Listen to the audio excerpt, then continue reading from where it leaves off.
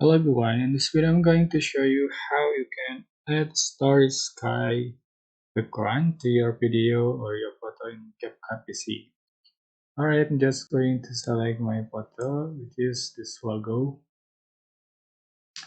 and how to add Starry Sky background. So you are just going to select by shape and scroll down, and you can find the canvas option. Just select the style, then scroll down. You are just looking for Starry background.